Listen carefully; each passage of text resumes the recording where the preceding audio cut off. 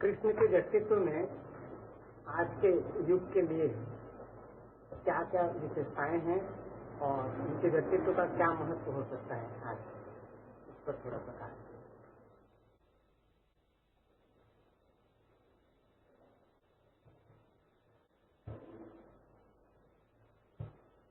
कृष्ण का व्यक्तित्व बहुत अनूठा है। अनूठेपन की पहली बात तो ये है कि कृष्ण हुए तो अतीत में, लेकिन हैं भविष्य के।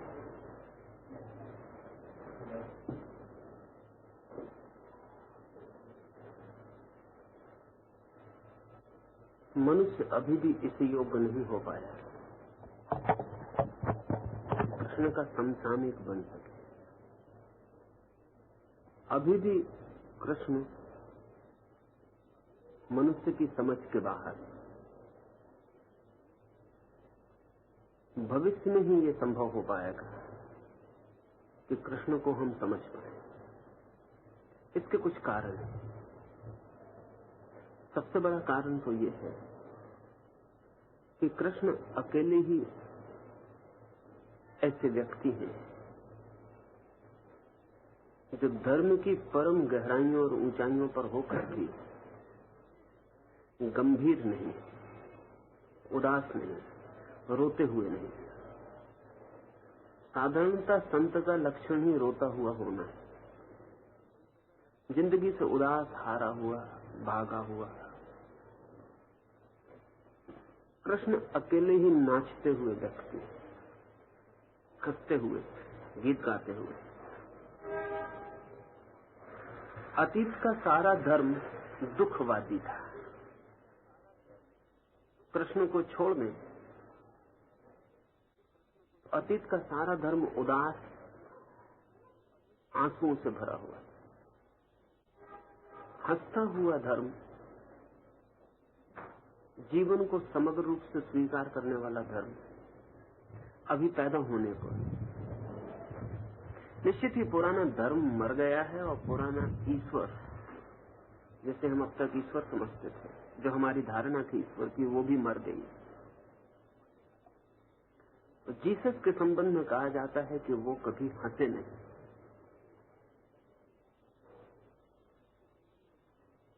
शायद जीसस का ये उदास व्यक्तित्व और सूली पर लटका हुआ उनका शरीर ही हम दुखी चित्त लोगों को बहुत आकर्षण का कारण बन गए। महावीर या बुद्ध बहुत गहरे अर्थों में इस जीवन के विरोधी हैं। कोई और जीवन है परलोक में, कोई मोक्ष है, उसके पक्षपाती। समस्त धर्मों ने दो हिस्से कर रखे थे जीवन के, एक वो जो स्वीकार योग्य है और एक वो जो इनकार के योग्य है। कृष्ण अकेले हैं जो समग्र जीवन को पूरा ही स्वीकार करते हैं। जीवन की समग्रता की स्वीकृति उनके व्यक्तित्व में फलित हुई। इसलिए इस देश ने और सभी अवतारों को आंशिक अवतार कहा है, कृष्ण को पूर्ण अवतार कहा है। राम भी अंश ही है परमात्मा के, लेकिन कृष्ण पूरे ही परमात्मा है। और ये कहने का, ये सोचने का, ऐसा समझने का कारण है, और वो कारण ये है कि कृष्ण ने सभी कुछ आत्मसात कर लिया। अलबत्त सविच्चर ने भारतीय धर्म की आलोचना में एक बड़ी कीमत की बात कही, और वो ये कि भारत का धर्म जीवन निषेधक, लाइफ नेगेटिव है। ये बात बहुत दूर तक सच है यदि कृष्ण को बुला दिया जाए, और यदि कृष्ण को भी विचार में लिया जाए तो ये बात एकदम ही गलत हो जाती। और सविज्जर यदि कृष्ण को समझते तो ऐसी बात न कह पाते। लेकिन कृष्ण की कोई व्यापक छाया भी हमारे चित्त पर नहीं पड़ी है। वे अकेले दुख के एक महासागर में नाचते हुए एक छोटे से द्वीप, या ऐसा हम समझें कि उदास और निषेध और दमन और निंदा के बड़े मरुस्थल में एक बहुत छोटे से नाचते हुए मरुद्यान है। वो हमारे पूरे जीवन की धारा को नहीं प्रभावित कर पाए। हम ही इस योग्य न थे, हम उन्हें आत्मसात न कर पाए। मनुष्य का मन अब तक तोड़कर सोचता रहा, द्वंद्व करके सोचता रहा। शरीर को इंकार करना है, आत्मा को स्वीकार करना है, तो आत्मा और शरीर को लड़ा देना है। परलोक को स्वीकार करना है, इहलोक को इंकार करना है, तो इहलोक और परलोक को लड़ा देना है। स्वभावतः यदि हम शरीर का इंकार करेंगे तो जीवन उदास हो जाए, क्योंकि जीवन के सारे रस स्रोत और सारा स्वास्थ्य और जीवन का सारा संगीत और सारी संवेदनाएं शरीर से आ रही है। शरीर को जो धर्म इंकार कर देगा वो पीत वर्ण हो जाए, रक्त शून्य हो जाए, उस पर से लालिक हो जाए, वो पीले पत्ते की तरह सूखा हुआ धर्म होगा। उस धर्म की मान्यता भी जिनके मन में गहरी बैठेगी वे भी पीले पत्तों की तरह गिरने की तैयारी में संलग्न, मरने के लिए उत्सुक और तैयार हो जाए। कृष्ण अकेले हैं जो शरीर को उसकी समस्तता में स्वीकार कर लेते, उसकी टोटलिटी। ये एक आयाम में नहीं, सभी आयाम में सच। शायद कृष्ण को छोड़कर और पूरे मनुष्यता के इतिहास में झुरस्तर एक दूसरा आदमी है जिसके बाबत ये कहा जाता है कि वो जन्म लेते से हंसा है। सभी बच्चे रोते हैं, एक बच्चा सिर्फ मनुष्य जाति के इतिहास में जन्म लेकर हंसा है। ये सूचक है इस बात का कभी हंसती हुई मनुष्यता पैदा नहीं हो पाई। और कृष्ण तो हंसती हुई मनुष्यता को ही स्वीकार हो सकते, इसलिए कृष्ण का बहुत भविष्य है। इस फ्रायड पूर्व धर्म की जो दुनिया थी वो फ्रायड पश्चात नहीं हो सकती। एक बड़ी क्रांति घटित हो गई और एक बड़ी दरार पड़ गई है मनुष्य की चेतना में। हम जहां थे फ्रायड के पहले, अब हम वहीं कभी भी नहीं हो सकेंगे। एक नया शिखर छू लिया गया और एक नई समझ पैदा हो गई। वो समझ लेनी चाहिए। पुराना धर्म सिखाता था आदमी को दमन और सप्रेशन। काम है, क्रोध है, लोभ है, मोह है, सभी को दबाना है और नष्ट कर देना है, और तभी आत्मा उपलब्ध होगी और तभी परमात्मा उपलब्ध होगा। ये लड़ाई बहुत लंबी चली। इस लड़ाई के हजारों साल के इतिहास में भी मुश्किल से 10-5 लोग हैं जिनको हम कह पाएं कि उन्होंने परमात्मा को पा लिया। एक अर्थ में ये लड़ाई सफल नहीं हुई, क्योंकि अरबों खरबों लोग बिना परमात्मा को पाए मरे। जरूर कहीं कोई बुनियादी भूल। ये ऐसा ही है जैसे कि कोई माली 50,000 पौधे लगाए और एक पौधे में फूल आ जाए, और फिर भी हम उस माली के शास्त्र को मानते चले जाएं और हम कहेंगे देखो एक पौधे में फूल आया, और हम इस बात की ख्याल ही भूल जाएं कि 50 करोड़ पौधों में अगर एक पौधे में फूल आते हैं तो ये माली की वजह से ना आए होंगे, ये माली से किसी तरह बच गया होगा पौधा, इसलिए आ गए। क्योंकि माली का प्रमाण तो बाकी 50 करोड़ पौधे हैं जिनमें फूल नहीं आते, पत्ते नहीं लगते, सूखे ठूंठ रह जाते। तो एक बुद्ध, एक महावीर, एक क्राइस्ट अगर परमात्मा को उपलब्ध हो जाते द्वंद्वग्रस्त धर्मों के बावजूद भी, तो ये कोई धर्मों की सफलता का प्रमाण नहीं। धर्मों की सफलता का प्रमाण तो तब होगा, माली तो तब सफल समझा जाएगा जब 50 करोड़ पौधों में फूल लगे और एक में न लग पाए तो क्षमा योग कहा जा सकेगा कि ये पौधे की गलती होगी, इसमें माली की गलती नहीं हो सकती। पौधा बच गया होगा माली से, इसलिए सूख गया है, इसलिए फल नहीं आ सकता। फ्रायड के साथ ही एक नई चेतना का जन्म हुआ, और वो ये कि दमन गलत है, और दमन मनुष्य को आत्महिंसा में डाल देता है। आदमी अपने से ही लड़ने लगे तो सिर्फ नष्ट हो सकता है। अगर मैं अपने बाएं और दाएं हाथ को लड़ाऊं तो न तो बायां जीतेगा न दायां जीतेगा, लेकिन मैं हार जाऊंगा। दोनों हाथ लड़ेंगे और मैं नष्ट हो जाऊंगा। तो दमन ने मनुष्य को आत्मघाती बना दिया, उसने अपनी ही हत्या अपने हाथों कर ली। कृष्ण फ्रायड के बाद जो चेतना का जन्म हुआ है, जो समझ आई है, उस समझ के लिए कृष्ण ही अकेले सार्थक मालूम पड़ सकते, क्योंकि पुराने मनुष्य जाति के इतिहास में कृष्ण अकेले हैं जो दमनवादी नहीं है। वे जीवन के सब रंगों को स्वीकार कर लिए। वे प्रेम से भागते नहीं, वे पुरुषों की स्त्री से पलायन नहीं करते, वे परमात्मा को अनुभव करते हुए युद्ध से विमुख नहीं होते, वे करुणा और प्रेम से भरे होते हुए भी युद्ध में लड़ने की सामर्थ्य रखते हैं। अहिंसक चित्त है उनका, फिर भी हिंसा के ठेठ दावानल में उतर जाते हैं। अमृत की स्वीकृति है उन्हें, लेकिन जहर से कोई भय भी नहीं। और सच तो ये है, जिसे भी अमृत का पता चल गया उसे जहर का भय मिट जाना चाहिए, क्योंकि ऐसा अमृत ही क्या जो जहर से फिर डरता चला जाए। और जिसे अहिंसा का सूत्र मिल गया उसे हिंसा का भय मिट जाना चाहिए। ऐसी अहिंसा ही क्या जो अभी हिंसा से भी भयभीत और घबराई हुई हो,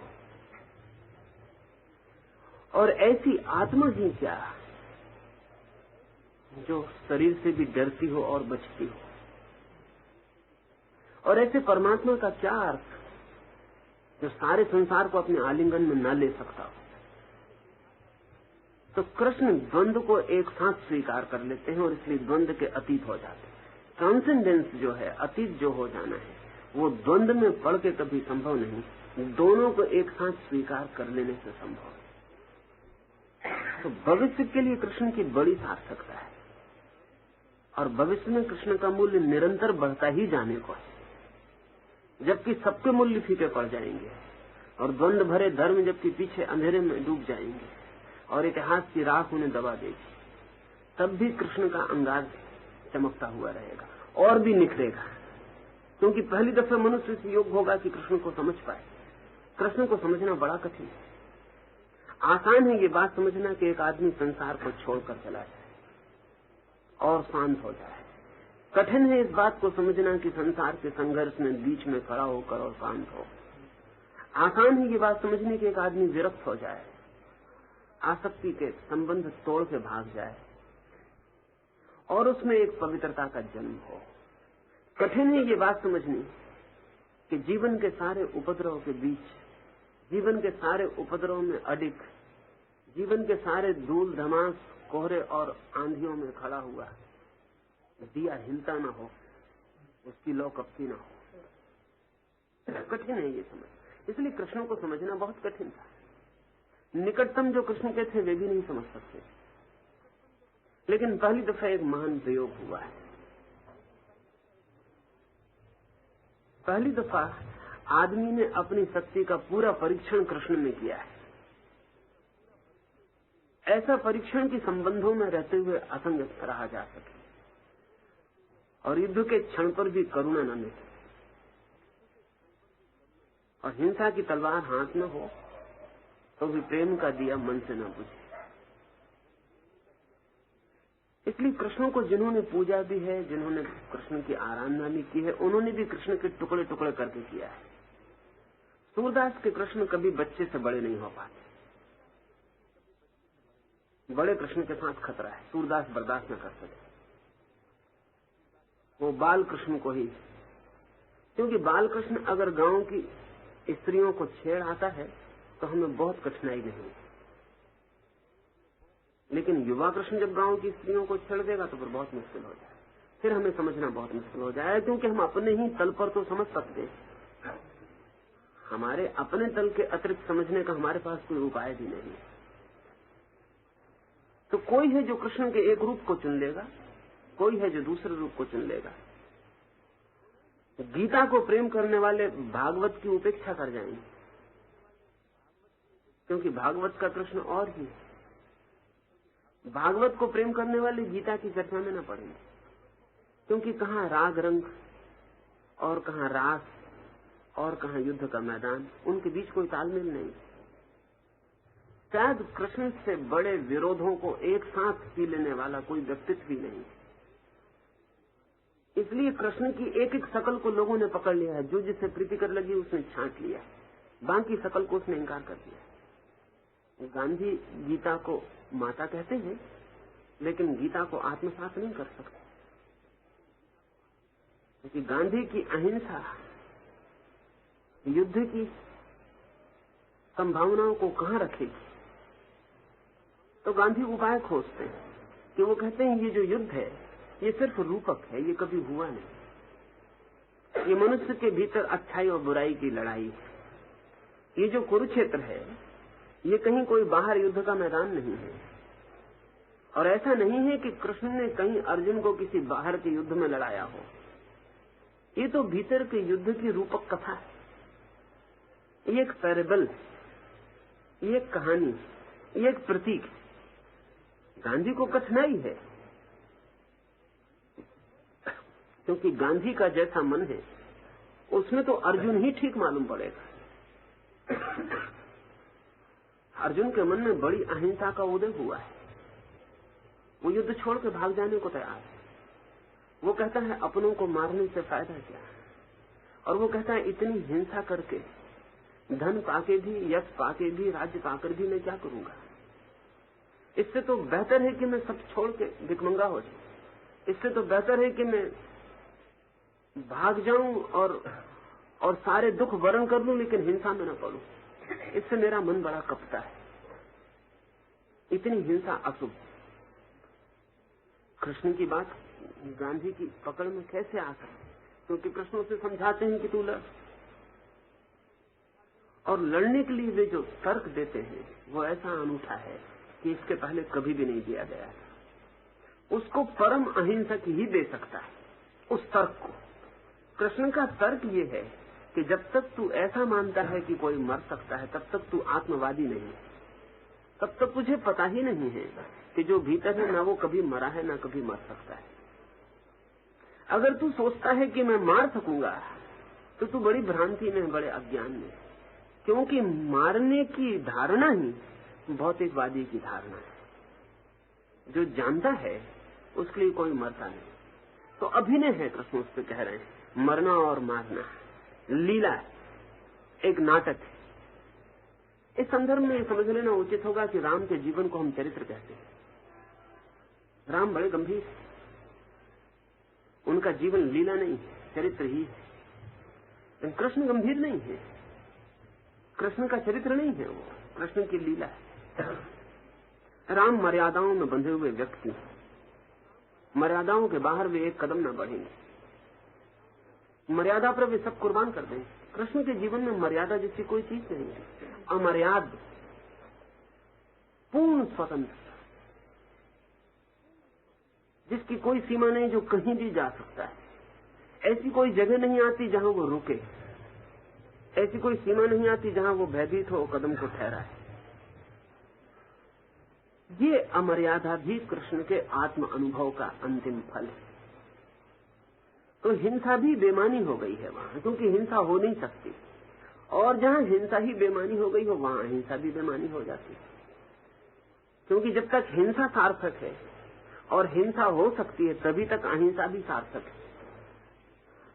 असल में हिंसक अपने को मानना भौतिकवाद है, अहिंसक अपने को मानना भी उसी भौतिकवाद का दूसरा छोर है। एक मानता है मैं मार डालूंगा, एक मानता है मैं मारूंगा नहीं, मैं मारने को राजी ही नहीं, लेकिन दोनों मानते हैं कि मारा जा सकता है। ऐसा अध्यात्म जो युद्ध को भी खेल मान लेता है और जो जीवन की सारी दिशाओं को, राग की, प्रेम की, भोग की, काम की, योग की, ध्यान की, समस्त दिशाओं को एक साथ स्वीकार कर लेता। इस समग्रता के दर्शन को समझने की संभावना रोज बढ़ती जा रही है, क्योंकि अब हमें कुछ बातें पता चली हैं जो हमें कभी भी पता नहीं, लेकिन कृष्ण को निश्चित ही पता नहीं। जैसे हमें आज जाके पता चला है कि शरीर और आत्मा जैसी दो चीजें नहीं। आत्मा का जो छोर दिखाई पड़ता है वो शरीर है, और शरीर का जो छोर दिखाई नहीं पड़ता है वो आत्मा है। परमात्मा और संसार जैसी दो चीजें नहीं है, परमात्मा और प्रकृति जैसा द्वंद्व नहीं है कहीं। परमात्मा का जो हिस्सा दृश्य हो गया है वो प्रकृति है, और जो अब भी अदृश्य है वो परमात्मा है। कहीं भी ऐसी कोई जगह नहीं जहां प्रकृति खत्म होती है और परमात्मा शुरू होता है। बस प्रकृति ही लीन होते होते होते होते परमात्मा बन जाती है। परमात्मा ही प्रकट होते होते होते प्रकृति बन जाती है। अद्वैत का यही अर्थ है। और इस अद्वैत की अगर हमें धारणा स्पष्ट हो जाए, इसकी प्रतीति हो जाए, तो प्रश्नों को समझा जा सकता है। साथ ही भविष्य में और क्यों कृष्ण के मूल्य और कृष्ण की सार्थकता बढ़ने को है और कृष्ण क्यों मनुष्य के और निकट आ जाएंगे। अब दमन संभव नहीं हो सकेगा। बड़े लंबे संघर्ष और बड़े लंबे ज्ञान की खोज के बाद ज्ञात हो सका है कि जिन शक्तियों से हम लड़ते हैं वे शक्तियां हमारी हैं, हम ही हैं। इसलिए उनसे लड़ने से बड़ा कोई पागलपन नहीं हो सकता। और ये भी ज्ञात हुआ है कि जिससे हम लड़ते हैं हम सदा के लिए उसी से घिरे रह जाते हैं। और ये भी ज्ञात हुआ है कि जिससे हम लड़ते हैं उसे हम कभी रूपांतरित नहीं कर पाते, उसका ट्रांसफॉर्मेशन नहीं होता। अगर कोई व्यक्ति यौन से लड़ेगा तो उसके जीवन में ब्रह्मचर्य कभी भी घटित नहीं होगा। अगर ब्रह्मचर्य घटित हो सकता है तो एक ही उपाय है कि वो अपनी काम की ऊर्जा को कैसे रूपांतरित करे। काम की ऊर्जा से लड़ना नहीं है, काम की ऊर्जा से सहयोग करना है। काम की ऊर्जा से दुश्मनी नहीं लेनी, काम की ऊर्जा से मैत्री साधनी है। क्योंकि हम सिर्फ उसी को बदल सकते हैं जिससे हमारी मैत्री है। जिसके हम शत्रु हो गए उसको बदलने का सवाल है। जिसके हम शत्रु हो गए उसको समझने का भी उपाय नहीं। समझ भी हम उसे ही सकते हैं जिससे हमारी मैत्री। तो जो हमें निकृष्टतम दिखाई पड़ रहा है वो भी श्रेष्ठतम का ही छोर है। पर्वत का जो बहुत ऊपर का शिखर है वो, और पर्वत के पास की जो बहुत गहरी खाई है, ये दो घटनाएं नहीं है, ये एक ही घटना के दो हिस्से। ये जो खाई बनी है ये पर्वत के ऊपर उठने से बनी। ये जो पर्वत ऊपर उठ सका है ये खाई के बनने से ऊपर उठ सका है। ये दो चीजें नहीं है। ये पर्वत और खाई हमारी भाषा में दो है, अस्तित्व में एक ही चीज के दो छोर। नीत्शे का एक बहुत कीमती वचन है। नीत्शे ने कहा है कि जिस वृक्ष को आकाश की ऊंचाई छूनी हो उसे अपनी जड़ें पाताल की गहराई तक पहुंचानी पड़ती। और अगर कोई वृक्ष अपनी जड़ों को पाताल तक पहुंचाने से डरता हो तो उसे आकाश तक पहुंचने की आकांक्षा भी छोड़ देनी पड़ती। असल में जितनी ऊंचाई उतने ही गहरे भी जाना पड़ता है।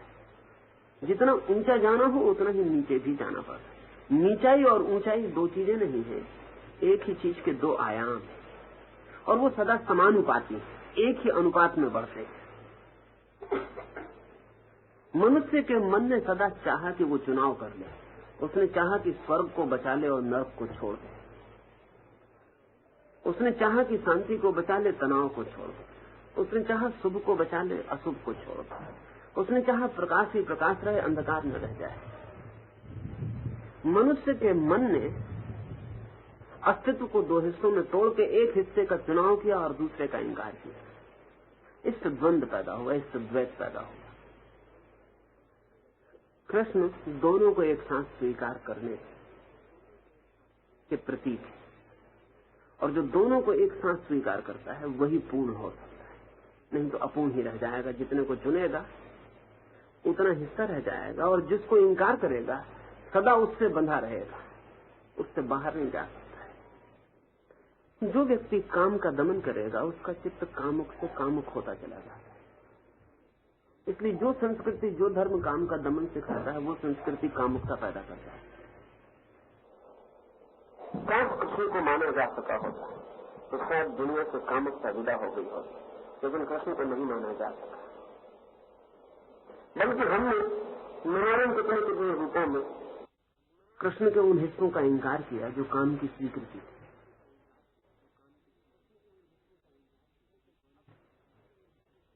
लेकिन अब ये संभव हो जाएगा क्योंकि अब हमें दिखाई पड़ना शुरू हुआ है कि काम की ऊर्जा, वो जो सेक्स एनर्जी है, वही ऊर्ध्वगमन करके ब्रह्मचर्य की उच्चतम शिखरों को छू पाती है। जीवन में किसी से भागना नहीं है और जीवन में किसी को छोड़ना नहीं है। जीवन को पूरा ही स्वीकार करके जीना है। उसको जो समग्रता से जीता है वो जीवन की पूर्णता को उपलब्ध हो जाता है। इसलिए मैं कहता हूं कि भविष्य के संदर्भ में कृष्ण का बहुत मूल्य है और हमारा वर्तमान रोज उस भविष्य के करीब पहुंच रहा है जहां कृष्ण की प्रतिमा निखरती जाएगी और एक हंसता हुआ धर्म, एक नाचता हुआ धर्म जब भी निर्मित होगा तो उस धर्म की बुनियादों में कृष्ण का पत्थर जरूर रहने को है।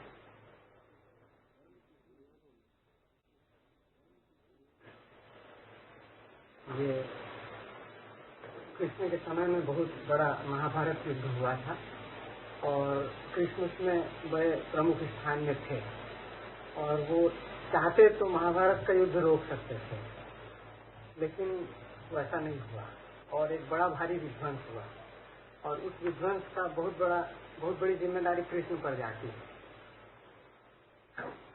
तो वो क्या ठीक बात थी या कृष्ण पर ये लांछन लग सकता है? युद्ध और शांति के संबंध में भी बात वही है। फिर हम चाहते हैं कि शांति ही बचे, संघर्ष न बचे। फिर हम चुनाव शुरू करते हैं और जगत जो है वो द्वंद्वों का सम्मेलन है और जगत जो है वो विरोधी स्वरों का संवेद संगीत है। जगत एक सुरा नहीं हो सकता। मैंने सुना है कि एक आदमी कोई वाद्य यंत्र बजाता था और वो तार पर एक ही जगह उंगली रख कर घंटों उसी जगह को रगड़ता रहता। कि घर के लोग तो परेशान हो ही गए थे, उसके पास पड़ोस के लोग भी परेशान हो गए थे और अनेक लोगों ने उससे प्रार्थना की कि हमने बहुत वाद्य बजाने वाले देखे, लेकिन सभी का हाथ सरकता है, सभी के भिन्न स्वर निकलते हैं, तुमने ये क्या राग ले रखा है? तो उस आदमी ने कहा कि वो अभी ठीक स्थान खोज रहे हैं, मैंने ठीक स्थान पा लिया है, तो मैं अपने ठीक स्थान पर रुका हूं, मुझे अब कोई खोज की जरूरत नहीं। तो हमारा मन कर सकता है कि हम एक ही स्वर चुन लें जीवन का, लेकिन एक ही स्वर सिर्फ मृत्यु में हो सकता है। जीवन विरोधी स्वरों पर ही खड़ा होगा। तुमने अगर कभी किसी मकान के दरवाजे पर आग देखा बना हो तो उसमें विरोधी ईंटें दोनों तरफ से ला के हम मकान के द्वार पर अड़ा देते।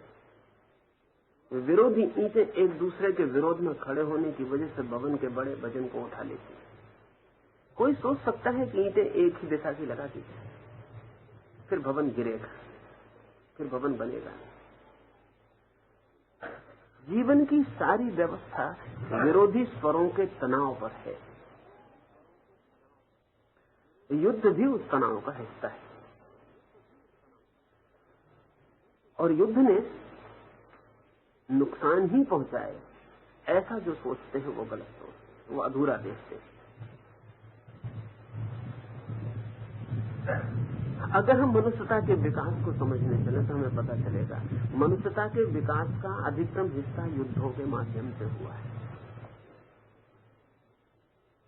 आज मनुष्य के पास जो कुछ है वो सब उसने प्राथमिक रूप से युद्धों में खोजा। अगर अब आज हमें दिखाई पड़ते हैं कि सारी पृथ्वी पर रास्ते फैल गए हैं तो पहली दफा रास्ते युद्धों के लिए बने थे, फौजों को भेजने के लिए बने थे। वो दो आदमियों की मिलाने के लिए नहीं बने थे, बारात ले जाने के लिए नहीं बने थे, वो युद्धों के लिए बने थे। पहली बार जितने भी साधन हैं, अगर आज हम बड़े मकान देख रहे हैं तो पहले बड़ा मकान नहीं बना था, बड़ा किला बना था और वो युद्ध की जरूरत थी। पहली दीवार दुश्मन के खिलाफ लड़ने के लिए बनाई गई, फिर दीवारें बनी, फिर अब आकाश को छूते हुए मकान। आज हम सोच भी नहीं सकते कि आकाश को छूता हुआ मकान युद्ध की जरूरत थी। मनुष्य के पास जितनी भी संपन्नता है और जितने भी साधन हैं और जितना भी वैज्ञानिक आविष्कार है वो सब युद्ध के माध्यम से हुआ है। असल में युद्ध ऐसे तनाव की स्थिति पैदा कर देता है, ऐसे चुनौती की कि हमारे भीतर जो सोई शक्तियां हैं उन सबको जाग के सक्रिय होना पड़ता है।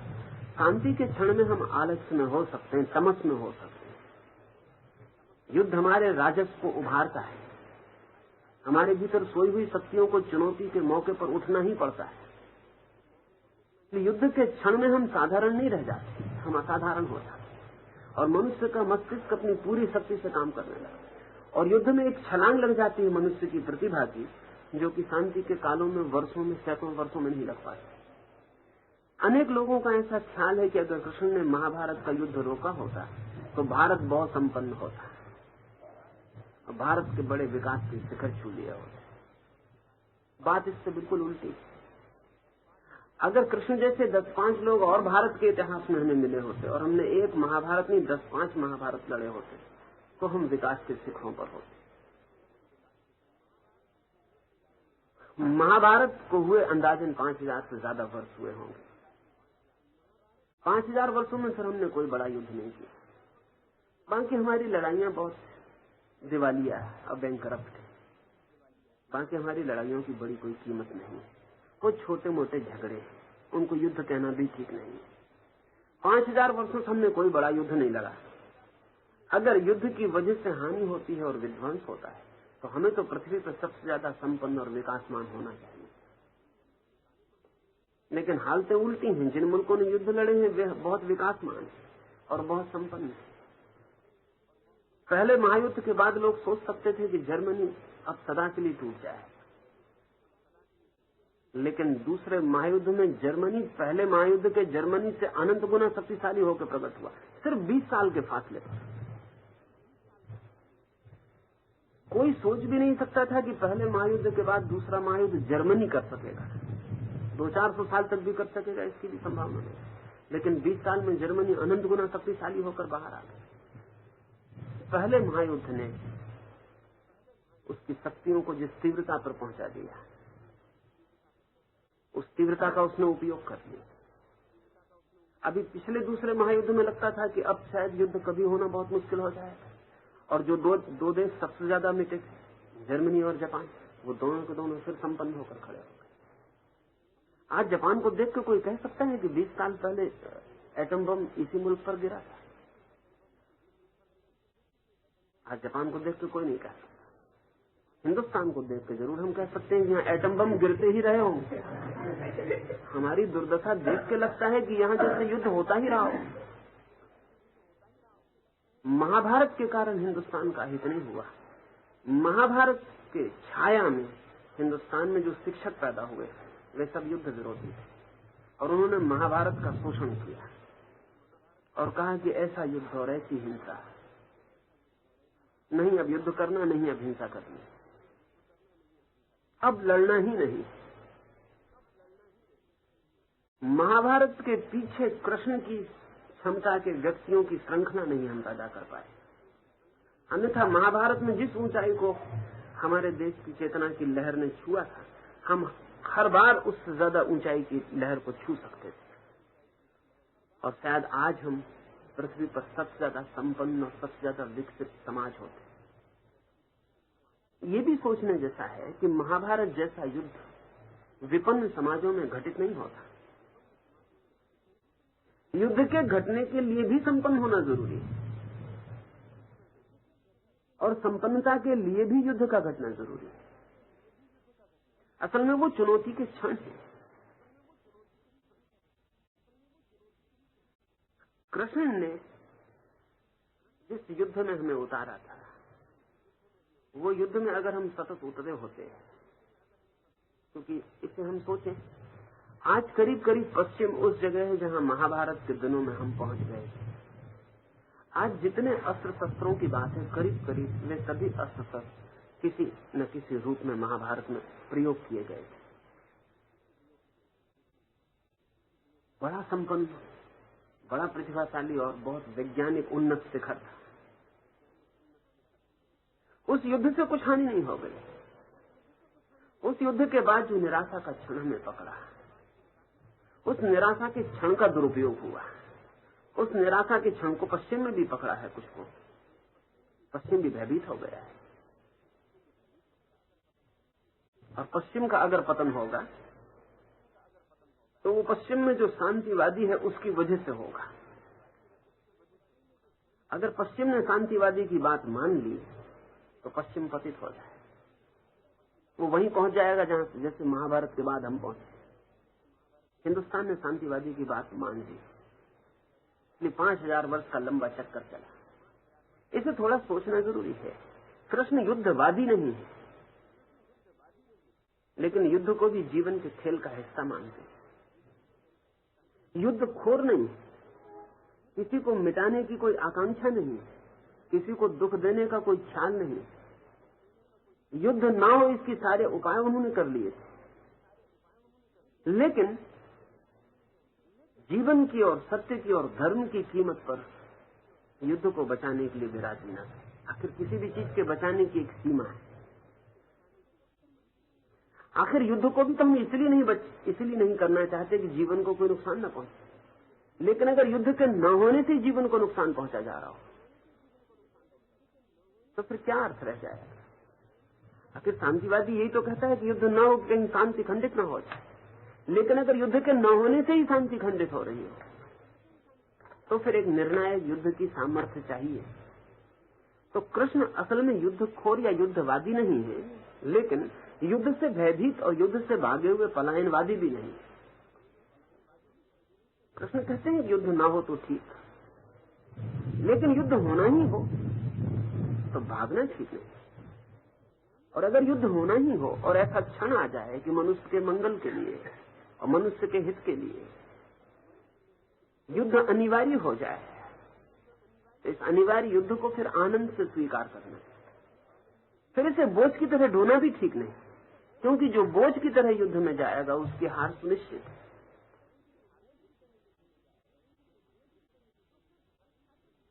जो सिर्फ रक्षा के लिए युद्ध में जाएगा उसकी हार भी सुनिश्चित है, क्योंकि रक्षा के भाव से भरा हुआ डिफेंसिव जो चित्त है वो लड़ने में सामर्थ्य और शौर्य नहीं दिखा पाता। वो सिर्फ बचाव के उपाय करता रहता और सिकोड़ता जाता है। तो कृष्ण लड़ने को भी आनंद बनाने को कहते हैं। दूसरे को दुख पहुंचाने का सवाल नहीं, लेकिन जिंदगी में चुनाव सदा अनुपात के हैं। शुभ फलित होगा या अशुभ, जरूरी नहीं कि युद्ध से अशुभ ही फलित हो। कभी न युद्ध करने से अशुभ फलित हो सकता है। अब ये देश हमारा 1000 साल तक गुलाम रहा, ये हमारे युद्ध करने की क्षमता की क्षीणता का परिणाम था। 5000 वर्ष से गरीब और दीनहीन,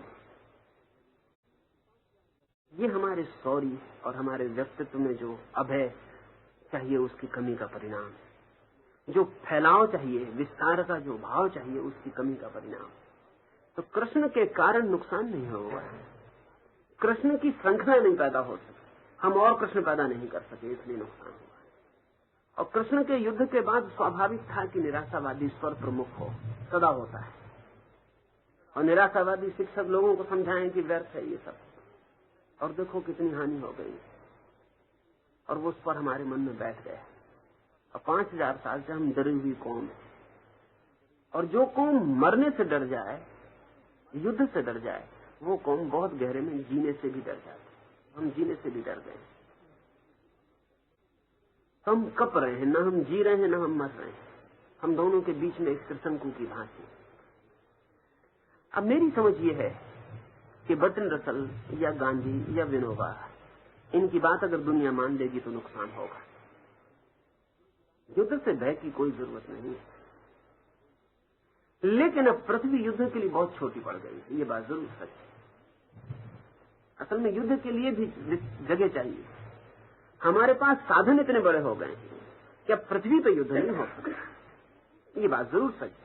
लेकिन ये इसलिए सच नहीं कि शांतिवादी की बात भय के कारण मानने योग्य है, ये इसलिए सत्य है कि अब हमारे पास साधन बड़े हैं, पृथ्वी छोटी है। अब पृथ्वी पर युद्ध बिल्कुल बेमानी है। अब युद्ध की शक्ल बदली, अब युद्ध का विस्तार और बढ़ेगा। चांद तारों पर, मंगल पर, ग्रहों उपग्रहों पर कहीं युद्ध शुरू होंगे। वैज्ञानिकों का अंदाज है कि अंदाजन 50 करोड़ ग्रह होने चाहिए सारे जगत में जिन पर जीवन होगा। कम से कम। तो आज जो भयभीत हो गया है कि हाइड्रोजन बम मत बनाओ और एटम बम मत बनाओ, अगर इसके भयभीत आदमी की बात को मान लिया गया तो इस जगत के विस्तार पर जो अभियान हो सकता है, जो यात्रा हो सकती है, वो नहीं हो सकती।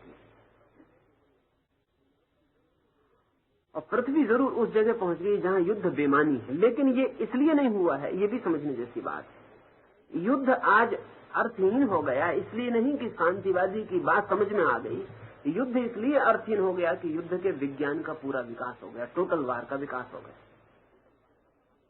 युद्ध इतना समग्र हो गया है अब कि पृथ्वी पर लड़ना बिल्कुल बेमानी है, क्योंकि युद्ध का तभी तक कोई अर्थ है जब कोई जीतता हो और कोई हारता हो। अब जो युद्ध है उसमें कोई जीतेगा नहीं, कोई हारेगा नहीं, उसमें दोनों एक साथ मर जाएंगे। अब युद्ध का पृथ्वी पे कोई मतलब नहीं, और मैं मानता हूं कि इसी वजह से पृथ्वी अब एक हो जाएगी। अब एक ग्लोबल विलेज से ज्यादा उसकी हालत नहीं है, एक छोटा सा गांव जमीन हो गई, शायद गांव से भी छोटी। 2 गांवों के बीच यात्रा में जितना समय लगता था, आज पूरी पृथ्वी का चक्कर लगाने में उतना समय नहीं लगता। तो पृथ्वी इतनी छोटी हो गई है कि अब युद्ध पृथ्वी पर बेमानी है, और पृथ्वी पर अगर युद्ध होता है तो वो नासमझ बात होगी। इसका ये मतलब नहीं कि युद्ध न हो, इसका ये मतलब भी नहीं कि युद्ध नहीं होंगे, युद्ध तो होते रहेंगे, लेकिन अब नई भूमियों पर होंगे, नए यात्राएं होंगी उनकी, और नए अभियान होंगे। युद्ध बंद नहीं हुआ है, इतने समझाने वालों के बाद भी वो बंद नहीं हो सकता, वो जीवन का हिस्सा है। अब ये बड़े मजे की बात है कि युद्ध से क्या क्या पैदा हुआ। अगर हम बहुत गौर से देखें तो हमारे सारे सहयोग की, कोऑपरेशन की सारी व्यवस्था युद्ध के लिए पैदा हुई। कोऑपरेशन फॉर कॉन्फ्लिक्ट, सारा सहयोग संघर्ष के लिए। अगर जमीन पर युद्ध न हो तो कोई कोऑपरेशन, कोई सहयोग भी नहीं।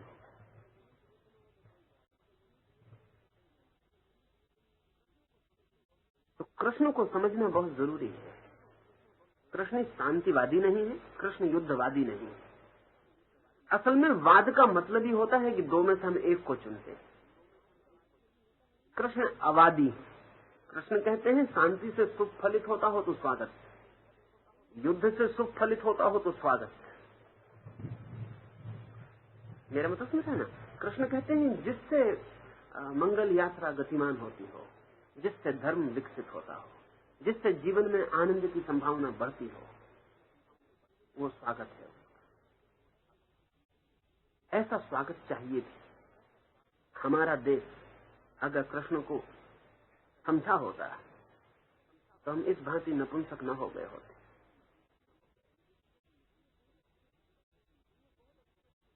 हमने बहुत अच्छी अच्छी बातों के पीछे बहुत बहुत न मालूम कैसी कुरूपताएं छिपा रखी। हमारी अहिंसा के बात के पीछे हमारी कायरता छिप के बैठती। हमारे युद्ध विरोध के पीछे हमारे मरने का डर छिप के बैठ गया। लेकिन हमारे युद्ध न करने से युद्ध बंद नहीं होता है। हमारे युद्ध न करने से कोई और हम पे युद्ध जारी रखता है। हम लड़ने न जाएं, इससे लड़ाई बंद नहीं होती, सिर्फ हम गुलाम बनते हैं, और फिर भी हम लड़ाइयों में घसीटे जाते रहे। अभी बड़े मजे की बात,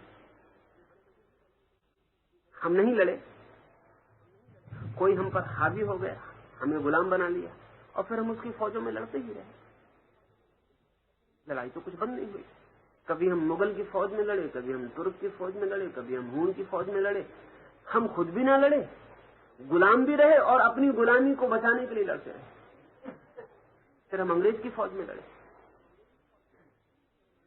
लड़ाई तो बंद नहीं हुई। हाँ, इतना ही हो गया कि हम अपनी स्वतंत्रता के लिए लड़ते, अपने जीवन के लिए लड़ते, फिर हम अपनी प्रतंत्रता के लिए लड़ते कि हमारी प्रतंत्रता कैसी बनी रहे, इसके लिए भी हमारा आदमी मरता रहा। ये दुखद फल हुआ। ये महाभारत के कारण नहीं, ये फिर से हम महाभारत की हिम्मत न जुटा पाए उसके कारण। इसलिए मैं कहता हूं कि कृष्ण को समझना थोड़ा मुश्किल तो है। बहुत आसान है समझ लेना एक शांतिवादी की बात, क्योंकि वो एक पहलू सुन लेता है। बहुत आसान है युद्धवादी की बात। एक हिटलर, एक मुसोलिनी, एक चंगेज, एक तैमूर, नेपोलियन, सिकंदर। युद्ध खोरों की बात समझने में भी बहुत आसान है। वो कहते हैं कि युद्ध ही जीवन है। शांतिवादी है, रसल है, गांधी है, उनकी बात भी समझ लेनी बहुत आसान है। वो कहते हैं कि नहीं, शांति ही जीवन। कृष्ण की बात समझनी बहुत मुश्किल है, क्योंकि वो कहते हैं कि जीवन दोनों द्वारों से गुजरता है। वो शांति से भी गुजरता, वो युद्ध से भी गुजरता। और अगर तुम्हें शांति बनाए रखनी है तो तुम्हें युद्ध की सामर्थ्य रखनी होगी, और अगर तुम्हें युद्ध जारी रखना है तो तुम्हें शांति में तैयारी भी करनी होगी। ये दो पैर हैं जीवन के, इनमें से एक को भी काटा तो लंगड़े और पंगु हो जाते। चंगेज और तैमूर और मुसोलिनी भी लंगड़े हैं, और गांधी और रसल भी लंगड़े। इनके एक एक पैर, इनसे गति नहीं हो सकती। और इसलिए अगर एक एक पैर वाले आदमी रहे तो फिर पीरियोडिकल फैशन रहता है। एक पैर मुसोलिनी का और एक पैर गांधी का, दुनिया ऐसे चलती है। तो दो पैर तो चाहिए ही। एक पैर मुसोलिनी का चलता है, एक गांधी का चलता है। एक फैशन मुसोलिनी की होती, फिर एक फैशन गांधी की होती। जब मुसोलिनी अपना युद्ध कर लेता है और हिटलर और स्टालिन अपने युद्ध को गुजार जाते हैं, तब रसल और गांधी और विनोबा की बात हमको एकदम अपील करने लगती। 10-20 स्टालिन की बात अपील करती, तब तक इनका लंगड़ा पैर ज्यादा देर नहीं चला, तब दूसरे पैर की जरूरत पड़ जाती। फिर कोई माओ खड़ा होगा, फिर कोई खड़ा होगा, फिर युद्ध बीच में आ जाए। कृष्ण के पास दोनों पैर। कृष्ण लंगड़े आदमी नहीं, और मैं मानता हूं कि दोनों पैर प्रत्येक के पास होने चाहिए। जो आदमी लड़ ना सके उसमें कुछ कमी हो जाती, और जो आदमी लड़ ना सके वो आदमी ठीक अर्थों में शांत भी नहीं हो सकता, वो लंगड़ा हो जाता। जो आदमी शांत ना हो सके वो विक्षिप्त हो जाता, और जो आदमी शांत ना हो सके वो लड़ेगा कैसे? लड़ने के लिए भी एक शांति है। कृष्ण इस अर्थ में भी भविष्य के लिए उपयोगी है, क्योंकि भविष्य में एक निर्णायक बात तय होनी कि सारी दुनिया को शांतिवादी बनाना है, तो एक तरह का मुर्दापन छा जाए, जो कि संभव नहीं है। कोई मानेगा नहीं। शांतिवादी अपना जुलूस निकालता रहेगा और शांति के झंडे लगाता रहेगा, कोई मानने वाला नहीं, कोई जीवन रुकता नहीं है। युद्धखोर अपने युद्ध की तैयारी करता रहेगा। फैशन बदलते रहते हैं। 10-20 साल उसका प्रभाव रहता है, 10-20 साल इनका प्रभाव रहता है, और ये दोनों एक दूसरे के सांझे में काम चलाते हैं। कृष्ण की बात समग्र जीवन की है, और अगर हमारी समझ में आ जाए तो न तो शांति को छोड़ने की जरूरत है, न युद्ध को छोड़ने की जरूरत है। युद्ध के तल रोज बदलते जाएंगे निश्चित ही, क्योंकि कृष्ण कोई चंगेज नहीं। किसी की हत्या करने के लिए, किसी को दुख देने के लिए उनकी कोई आतुरता नहीं, लेकिन युद्ध के तल बदलते जाएंगे। अब हम देखेंगे युद्ध कितने प्रकार से तल बदलता है। अगर आदमी आदमी से न लड़े तो सब आदमी मिलकर प्रकृति से लड़ना शुरू कर दे। अभी जरा सोचने जैसी बात है कि जिन कौमों में युद्ध चलते रहे उन्हीं कौमों में विज्ञान भी विकसित हुआ, क्योंकि लड़ने की क्षमता है उनमें। वो आदमी से भी लड़ते हैं तो फिर वक्त मिलता है तो प्रकृति से भी लड़ लेते। लेकिन हमारी कौम ने महाभारत के बाद प्रकृति से भी कोई लड़ाई नहीं लड़ी, बाढ़ से भी नहीं लड़े, आंधी से भी नहीं लड़े, पहाड़ से भी नहीं लड़े, प्रकृति के किसी तत्व से भी नहीं लड़े। इसलिए विज्ञान विकसित नहीं हो सका, क्योंकि वो तो प्रकृति से लड़ेंगे तो विकसित होगा। आदमी लड़ता रहे तो आज जमीन की प्रकृति से लड़ेगा और जमीन के राज खोज लेगा, कल वो चांदारों की प्रकृति से लड़ेगा, उसका अभियान रुकेगा। इसलिए ध्यान रहे कि जो समाज युद्ध में डूबे और उभरे वही समाज चांद पर भी अपने आदमी को उतार पाए। हम नहीं उतार पाए, शांतिवादी नहीं उतार पाया। और चांद आज नहीं कल युद्ध के अर्थ में बड़ा कीमती। जिसके हाथ में चांद होगा उसके हाथ में पृथ्वी होगी, क्योंकि आने वाले युद्ध की मिसाइल्स जिसके हाथ में चांद पर लग जाएंगी पृथ्वी उसके हाथ में हो। इसलिए अब झगड़ा पृथ्वी से हट गया है। अब ये तो सब जिसको कंची प्ले फाइट्स है, वियतनाम है या कंबोडिया है या कुछ और है, हिंदुस्तान पाकिस्तान है, ये सब कोई लड़ाई झगड़े नहीं। ये सिर्फ ना समझो के चित्त को उलझा रखने की तरकीब है कि वो यहाँ उलझे रहेंगे। असली लड़ाई अब दूसरे तल पर शुरू हो गई। चांद पर जाने की दौड़ का बहुत गहरा अर्थ दूसरा ही है। वो अर्थ यह है कि जिसके हाथ में कल चांद होगा उसको पृथ्वी पर कोई चुनौती देने का उपाय नहीं रहता है। उसके एटम और उसके हाइड्रोजन बम की तोपें चांद से पृथ्वी की तरफ लगी होंगी।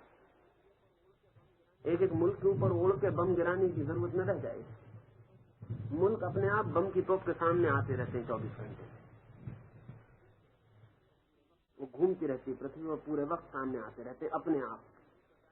कोई अलग अलग किसी मुल्क पे जाके एटम को गिराने की जरूरत नहीं। तो इसलिए इतनी दौड़ थी और इतना खर्च करके कोई 1 अरब 80 करोड़ डॉलर खर्च हुआ एक आदमी को चांद तोड़ा। ये कोई खेल नहीं था, इसमें कुछ कारण थे पीछे, और कौन पहले उतार देता है वो जरूरी था।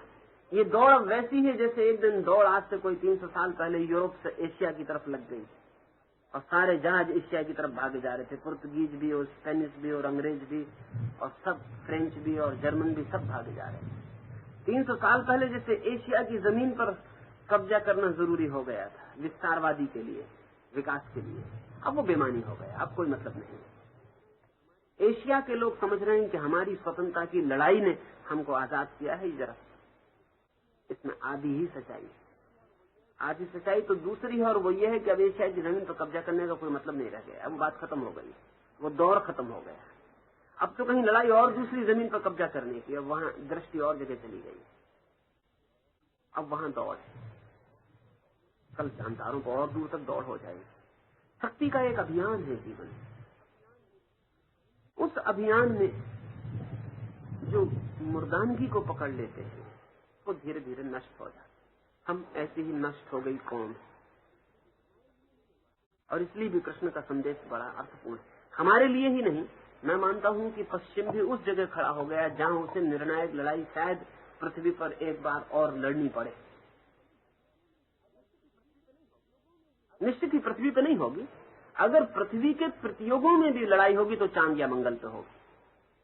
पृथ्वी पर कोई अर्थ नहीं लड़ाई लड़ने का, क्योंकि दोनों मर जाएंगे।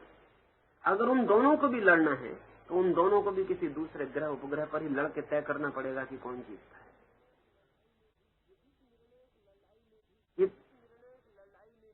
इस निर्णायक लड़ाई में भी क्या होगा, शायद हालतें फिर वैसी खड़ी हो गई जैसी महाभारत के समय।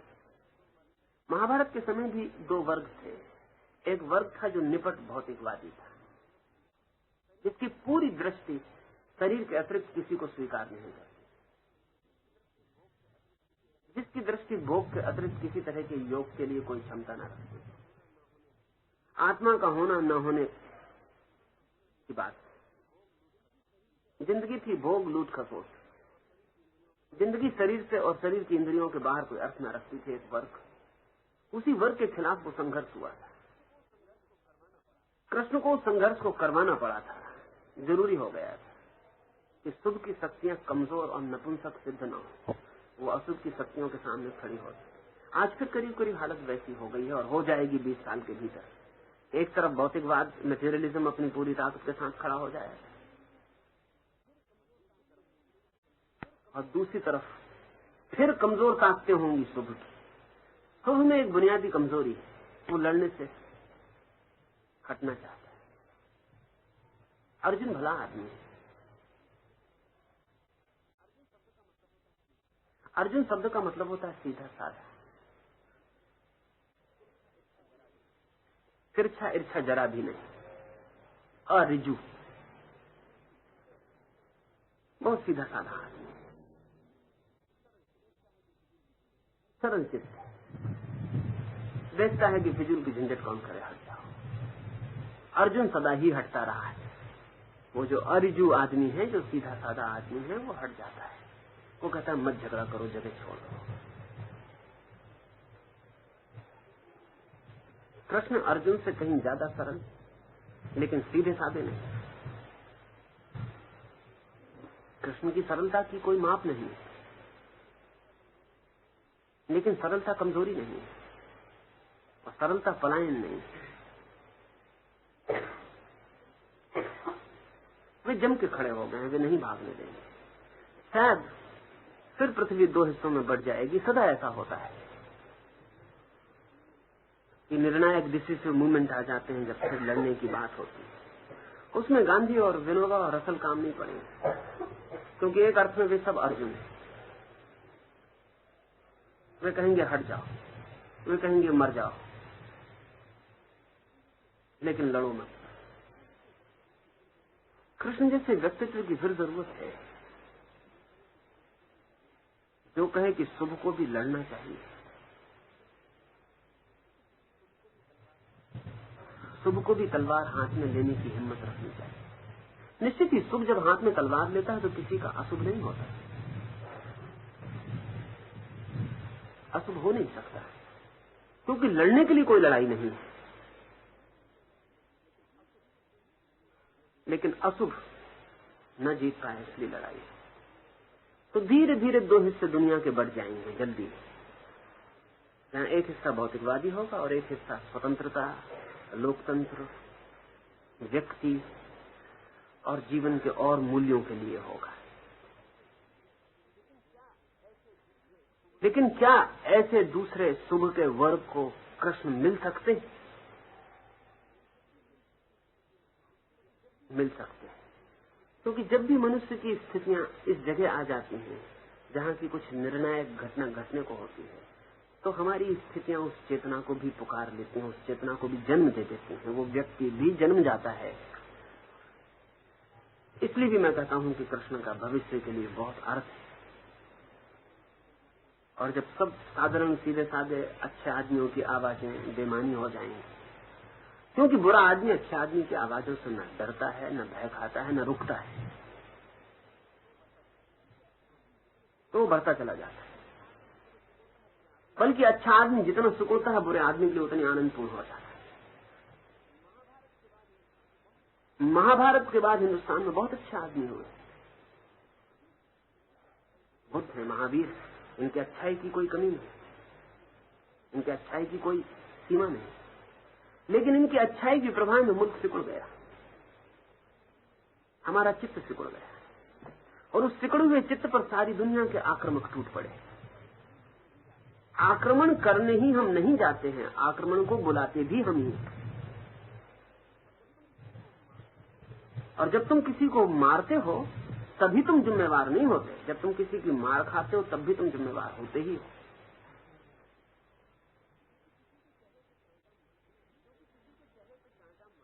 क्योंकि किसी के चेहरे पे चांटा मारना भी एक कृत्य है जिसमें 50% तुम जिम्मेवार हो, 50% वो आदमी जिम्मेवार है जिसने चांटे को निमंत्रित किया, कहा, पैसिविटी दिखाई, स्वीकार किया, बुलाया कि मारो। अगर तुम पर कोई चांटा मारता है तो 50% तुम भी जिम्मेवार होते, तुम बुलाते। अच्छे आदमियों की एक लंबी कतार में, निपट अच्छे आदमियों की एक लंबी कतार ने इस मुल्क के मन को सिकोड़ दिया और हमने बुलाया, आमंत्रण किया कि आओ। हमारा आमंत्रण मान के बहुत लोग आए, उन्होंने हमें वर्षों तक गुलाम रखा, दबाया, परेशान किया, अपनी मौत से वो चले भी गए। लेकिन हम अभी भी, हमारी मनोदशा संकोच की है, हम फिर किसी को बुला सकते हैं। अगर कल माओ प्रवेश कर जाए इस मुल्क में, उसके लिए जिम्मेदार अकेला माओ नहीं होगा। लेनिन ने बहुत वर्षों पहले एक भविष्यवाणी की थी कि मॉस्को से कम्युनिज्म पेकिंग और कलकत्ता होता हुआ लंदन पहुंचेगा। उसकी भविष्यवाणी बड़ी सही मालूम पड़ती। पेकिंग तो पहुंच गया, कलकत्ते में उसकी पगध्वनि सुनाई पड़ने लगी, लंदन ज्यादा दूर नहीं।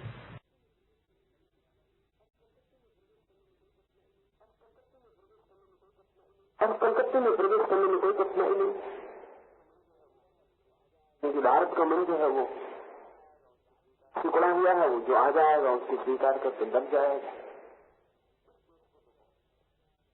इस देश को तो बहुत प्रश्न पर पुनर्विचार करना ही चाहिए।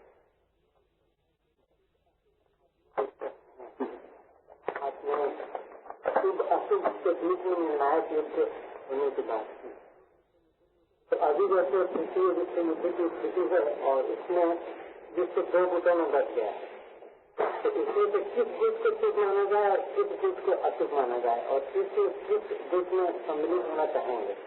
और दोनों गुट जो अभी है उसमें से आध्यात्मिक गुट नहीं है। असल में जब भी ऐसे संकट का क्षण होता है, जबकि निर्णय करना हो कि कौन शुभ है कौन अशुभ है, तो सदा ही कठिनाई होती। उस दिन भी आसान नहीं थी बात, क्योंकि दुर्योधन ही नहीं था उस तरफ भीष्म भी थे, उस तरफ अच्छे लोग भी थे, और कृष्ण ही नहीं थे, अर्जुन ही नहीं थे, इस तरफ भी बुरे लोग थे।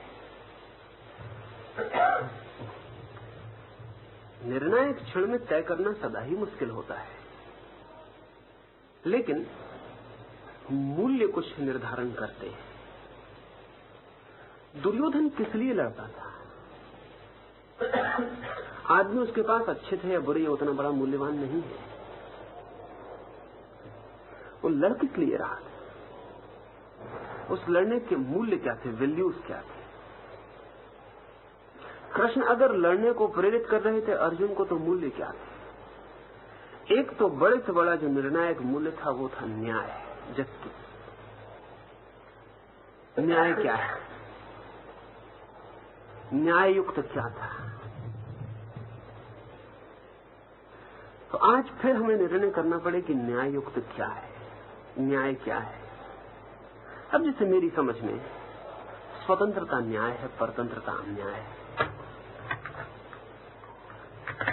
जो ग्रुप, जो वर्ग, जो गुट मनुष्य को किसी तरह की परतंत्रता में ढकेलता हो, वो अन्याय का पक्ष है। उस तरफ अच्छे आदमी भी हो सकते, क्योंकि अच्छे आदमी भी जरूरी नहीं कि बहुत दूरदृष्टा हो, कंफ्यूज्ड होते हैं। उनको भी पता नहीं हो सकता कि वो जो कर रहे हैं वो बुरे के पक्ष में जा रहा है। स्वतंत्रता बहुत ही कसौटी की बात है कि मनुष्य की स्वतंत्रता जिस बात से बढ़ती हो, ऐसा समाज, ऐसा जगत चाहिए। जिस बात से स्वतंत्रता कम होती हो, ऐसा समाज और ऐसा जगत नहीं चाहिए। स्वभावतः जो लोग परतंत्रता भी लाना चाहें, वे भी परतंत्रता शब्द का उपयोग नहीं करेंगे, क्योंकि उस शब्द का तो कोई उपयोग सुन के ही हट जाएगा। वे भी ऐसे शब्द खोजेंगे जिनसे परतंत्रता आती हो, लेकिन परतंत्रता का भाव न पता चलता हो। ऐसा एक नया शब्द समानता है, इक्वालिटी। ये शब्द बहुत चालाकी से भरा हुआ है, और कुछ लोग हैं जो स्वतंत्रता को एक तरफ काट के समानता की गुहार पर हैं। वो कहते हैं समानता चाहिए। वे ये भी कहते हैं कि समानता के बिना स्वतंत्रता कैसे हो सकती है। ये कहते हैं प्राथमिक चीज समानता है, और वे ये भी कहते हैं समानता के बिना स्वतंत्रता कैसे हो सकती है। और ये बात समझ में भी पड़ेगी अनेकों को कि ठीक ही तो बात है, जब तक सब लोग समान नहीं तो सब लोग स्वतंत्र कैसे हो सकते। और तब इस समानता को लाने के लिए अगर स्वतंत्रता भी काटनी पड़ती हो, तो फिर हम तैयार हो जाते हैं। अभी बड़े मजेदार तर्क है। समानता इसलिए लानी है कि स्वतंत्रता आ सके, और स्वतंत्रता इसलिए काटनी पड़ती है क्योंकि समानता लानी। और एक बार स्वतंत्रता खोने के बाद उसे लाना बहुत असंभव। उसे कौन लाएगा? मैं तुमसे कहता हूं, यहां मेरे में सब इकट्ठे में इन सबको कहता हूं कि तुम सबको समान करने के लिए सबको पहले जंजीर पहनानी पड़ेगी, क्योंकि जंजीर बिना पहनाए किसी का सिर बड़ा है, किसी के हाथ लंबे हैं, किसी के पैर छोटे हैं, इन सबको काटा नहीं जा सकता है। तो सबको समान करने के लिए पहले जंजीरें डाल दी जाती हैं, फिर सबके हाथ पैर काट के हम सबको समान कर देंगे। लेकिन जो सबको समान करेगा वो तो असमान रह ही जाएगा, वो तो आपके बाहर रह जाएगा। उसके हाथ तो खुले होंगे, जंजीरें नहीं होंगी, और उसके हाथ में तलवार होगी। और एक बार जब सबके हाथों में जंजीर होंगी और कुछ लोगों के हाथ में तलवारें होंगी और हाथ पर कट चुके होंगे, तब तुम करोगे क्या? ऐसा ख्याल था मार्क्स का कि एक बार समानता लाने के लिए स्वतंत्रता खोनी पड़ेगी, व्यक्तिगत स्वतंत्रता नष्ट करनी पड़ेगी, एक अधिनायकता ही, एक डिक्टेटरशिप चाहिए होगी। फिर जब पूरा हो जाएगा काम समानता का, तब स्वतंत्रता दे दी जाएगी। लेकिन जिनके हाथ में इतनी ताकत होगी सबको समान करने की, ये स्वतंत्रता देंगे? लक्षण नहीं दिखाई पड़ते। बल्कि जितनी ताकत उनकी बढ़ जाती है और जितना आदमी पंगु हो जाता है, उतनी ही स्वतंत्रता का बात ही खत्म हो जाती है, क्योंकि तुम पूछ भी नहीं सकते, आवाज भी नहीं उठा सकते, बगावत भी नहीं कर सकते। समानता की आड़ में स्वतंत्रता कटेगी, और स्वतंत्रता एक बार कट जाए तो लौटाना बहुत मुश्किल मामला है। क्योंकि जब स्वतंत्रता कट जाती है तो काटने वाला स्वतंत्रता की भविष्य की संभावनाओं को भी काट देता है। और दूसरी बात यह है कि स्वतंत्रता तो एक बिल्कुल ही सहज तत्व है जो प्रत्येक को मिलना चाहिए, और समानता बिल्कुल असहज बात है जो मिल नहीं सकती। ये अमनोवैज्ञानिक है कि हम आदमी को समान करें। वो आदमी समान हो नहीं सकता, आदमी समान है नहीं। आदमी मूलतः असमान है। स्वतंत्रता जरूर चाहिए, और इतनी स्वतंत्रता चाहिए कि प्रत्येक व्यक्ति जो हो सकता है वो हो सके, उसे उसका पूरा मौका चाहिए। तो मेरी दृष्टि में स्वतंत्रता का पक्ष कृष्ण का पक्ष है, समानता का नहीं हो सकता। स्वतंत्रता हो तो धीरे धीरे असमानता कम हो सकती है। ध्यान रहे, मैं कह रहा हूं असमानता कम हो सकती है, ये नहीं कह रहा हूं कि समानता आ सकती है। स्वतंत्रता रहे तो असमानता धीरे धीरे कम हो सकती है, लेकिन समानता अगर जबरदस्ती थोप दी जाए तो स्वतंत्रता कम होती चली जाए। जबरदस्ती थोपी गई कोई भी चीज स्वतंत्रता का ही पर्याय है, तो मूल्य चुनने पड़ेंगे। व्यक्ति का मूल्य कीमती है। सदा से ही जो अशुभ है वो व्यक्ति को मूल्य नहीं देना चाहता, क्योंकि व्यक्ति ही विद्रोह का तत्व है। इसलिए अशुभ की शक्तियां समूह को मानती हैं, व्यक्ति को नहीं मानती। और ये भी जान के तुम हैरान होगे कि अगर तुम्हें कोई अशुभ कार्य करना हो तो व्यक्ति से करवाना बहुत मुश्किल है, समूह से करवाना सदा आसान है। एक अकेले हिंदू से मस्जिद में आग लगवानी बहुत मुश्किल है, हिंदुओं की भीड़ से लगवानी बहुत आसान। एक अकेले मुसलमान से एक हिंदू बच्चे की छाती में छुरा घुसवाना बहुत कठिन है, लेकिन मुसलमान की भीड़ से बिल्कुल आसान है। असल में जितनी बड़ी भीड़ होती है आत्मा उतनी कम हो जाती है, क्योंकि आत्मा के होने का जो तत्व है वो व्यक्तिगत दायित्व है, इंडिविजुअल रिस्पॉन्सिबिलिटी है। जब मैं तुम्हारी छाती में छुरा भोंकता हूं तो मेरा अंतःकरण कहता है कि क्या कर रहे हो, लेकिन जब मैं सिर्फ एक भीड़ के साथ चलता हूं और आग लगती है तो मैं सिर्फ भीड़ का एक हिस्सा होता हूं। मेरा अंतःकरण कभी भी नहीं कहता तुम क्या कर रहे हो, मैं कहता हूं लोग कर रहे हैं, हिंदू कर रहे हैं, मैं तो सिर्फ साथ हूं। और कल मुझे कभी व्यक्तिगत रूप से जिम्मेदार नहीं ठहराया जा सकता। अशुभ जो है वो सदा ही समूह को आकर्षित करना चाहता है, अशुभ जो है वो भीड़ पर निर्भर करता है, और अशुभ चाहता है कि व्यक्ति मिट जाए, भीड़ रह जाए।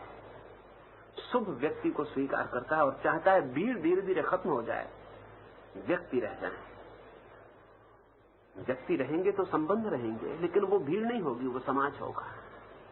अब इसे भी थोड़ा समझ लेने जैसा है, जहां व्यक्ति हो वहीं समाज हो सकता है, और जहां व्यक्ति की सत्ता कम हो जाए वहां सिर्फ भीड़ होती है, समाज नहीं होता। समाज और भीड़ में इतना ही फर्क है। व्यक्तियों के अंतर संबंध का नाम समाज, लेकिन व्यक्ति होने चाहिए। मैं स्वतंत्र रूप से तुमसे स्वतंत्र व्यक्ति के साथ जब संबंधित होता हूं तो समाज बनता है। एक जेल खाने में समाज नहीं होता, सिर्फ भीड़ होती। कैदी भी संबंधित होते हैं, एक दूसरे को देख के हंसते भी हैं, एक दूसरे को सिगरेट बीड़ी भी भेज देते हैं, लेकिन भीड़ होती है, समाज नहीं होता। वे सब वहां इकट्ठे किए गए हैं, अपनी स्वतंत्रता का उनका चुनाव नहीं है। इसलिए स्वतंत्रता, व्यक्ति, व्यक्तित्व, आत्मा, धर्म और अदृश्य और अज्ञात की संभावना जिस पक्ष की तरफ प्रबल होगी, प्रबल कह रहा हूं क्योंकि निर्णायक नहीं होता बहुत कि इस पक्ष की तरफ है और इसकी तरफ बिल्कुल नहीं है। राम और रावण लड़ते हों तब भी पक्का नहीं होता, बहुत साफ नहीं होता, क्योंकि रावण में भी थोड़ा राम तो होता ही और राम में भी थोड़ा रावण तो होता ही, कौरव में भी थोड़ा पांडव तो होता ही है, पांडव में भी थोड़ा कौरव होता ही है। ऐसा अच्छे से अच्छा आदमी नहीं है पृथ्वी पर जिसमें बुरा थोड़ा सा ना हो, और ऐसा बुरा आदमी भी नहीं खोजा जा सकता जिसमें थोड़ा सा अच्छा ना हो। इसलिए सवाल सदा अनुपात का और प्रबलता का है। स्वतंत्रता, व्यक्ति, आत्मा, धर्म, ये मूल्य है। जिनकी तरफ शुभ की चेतना शांत होगी।